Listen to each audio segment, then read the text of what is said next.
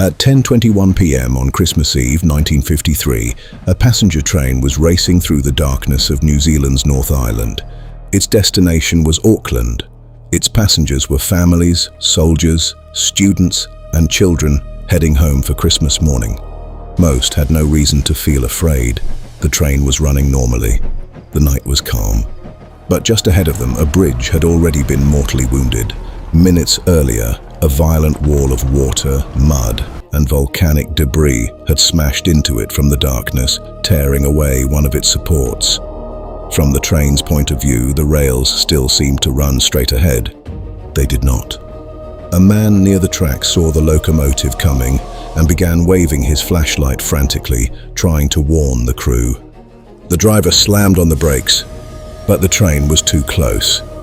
And in the next few seconds, 6 carriages plunged off the broken bridge and into the volcanic torrent below.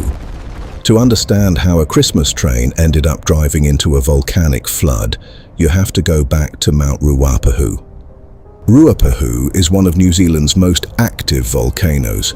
It towers over the central North Island, and near its summit sits a crater that can fill with water, forming a lake.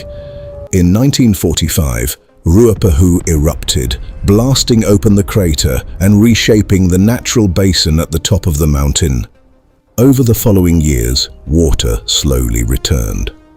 By 1953, the crater lake had filled to an unusually high level, but the lake was not being held back by a concrete dam or reinforced wall. It was trapped behind a fragile barrier of volcanic material, loose ash, rock, and ice left behind by the earlier eruption. It looked stable. It was not. On the evening of December 24th, that natural dam finally gave way. The crater lake burst open. Thousands upon thousands of tons of water spilled out of the volcano and poured into the headwaters of the Volcanic River. But this was not a clean mountain flood. As the water tore downhill, it mixed with volcanic ash, mud, boulders and broken trees, transforming into a lahar, a dense, fast-moving volcanic mud flow, powerful enough to rip apart bridges and scour riverbanks. It surged through the valley in the night, growing more destructive as it went, and directly in its path stood the Tangiwai railway bridge. At the same time, the Wellington to Auckland Express was pushing north through the darkness. It had departed Wellington that afternoon with 285 passengers and crew aboard. Christmas was only hours away, and many on board were traveling to reunite with family. Some passengers had packed gifts. Others had likely settled into their seats, trying to sleep through the overnight run. Nothing about the journey seemed unusual. That is what makes the disaster so chilling. The danger was not aboard the train. It was already racing through the darkness ahead of them, tearing down from Mount Ruapehu toward the bridge they were about to cross.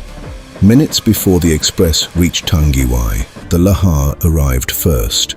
The river rose violently. The floodwater slammed into the railway bridge and overwhelmed it.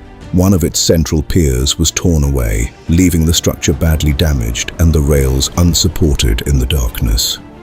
The bridge was no longer safe.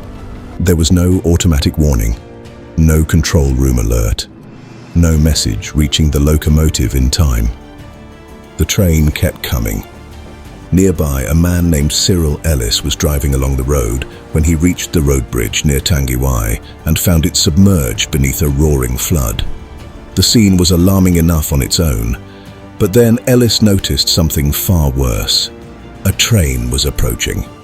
He knew the railway crossed the same swollen river just ahead. If the road bridge was overwhelmed, the rail bridge might be in danger too. Ellis ran toward the tracks and began waving his torch in frantic arcs, desperately trying to get the crew's attention. In the locomotive, driver Charles Parker saw the warning. He immediately applied the brakes. The train began to slow, but it was already on top of the bridge. At 10:21 p.m., the locomotive rolled onto the damaged crossing. For a split second, the train continued forward, then the bridge gave way beneath it. The engine dropped into the raging river below. The tender followed. Then the first passenger carriage plunged after it, and then another, and another. Within moments, the front half of the Christmas Express had disappeared into a black torrent of volcanic mud and debris. The sound of the crash was swallowed by the storm of water below. The rear carriages remained on the rails, but the front section of the train had been hurled into chaos. Survivors found themselves trapped inside shattered compartments as floodwaters surged through the wreckage. Others clung desperately to debris or fought their way toward the riverbank. Rescue began almost immediately.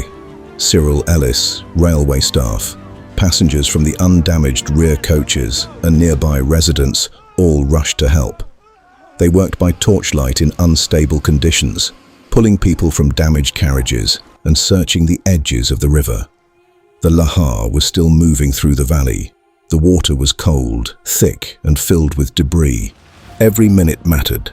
Some people were saved from carriages that had not fully submerged. Others escaped through broken windows and doors, but many of those in the first 6 cars had been thrown directly into the flood, and the force of the disaster was overwhelming. By morning, the scale of the tragedy was clear. 151 people were dead. It remains the worst railway disaster in New Zealand's history. What makes Tangiwai especially haunting is how narrow the timing was. The lahar did not destroy the bridge hours before the train arrived. It reached the crossing only shortly beforehand. Had the train been running just a little behind, railway staff might have discovered the damage and stopped it. Had the volcanic flood arrived slightly later, the train might have passed across safely. Instead, the two events converged in the worst possible way. A volcano high in the mountains released its crater lake. A mud flow tore through the valley. A bridge failed in the dark, and a packed holiday train arrived almost immediately afterward. The passengers were not heading into an obvious disaster zone. They were not watching an eruption rise above the horizon. Most likely, they never knew a volcano had anything to do with what was about to happen. That is what makes this story feel so unreal. The volcano did not need to explode that night. It had erupted years earlier. It had quietly created the conditions for disaster, then waited. After Tangiwai, New Zealand changed how it monitored Mount Ruapehu and the Wangehu River. Systems were eventually installed to detect sudden floods from the crater lake and warn rail operators before they entered the danger zone. And decades later, in 2007, Ruapehu sent another lahar down the same river valley. This time, the warning systems worked. Roads and rail lines were closed. No passenger train reached the crossing. No one died. But in 1953, those safeguards did not yet exist. So on Christmas Eve, a train full of people heading home for the holidays continued into the night, unaware that miles ahead, a volcanic flood had already taken the bridge from beneath them. 285 boarded the express. 151 never arrived.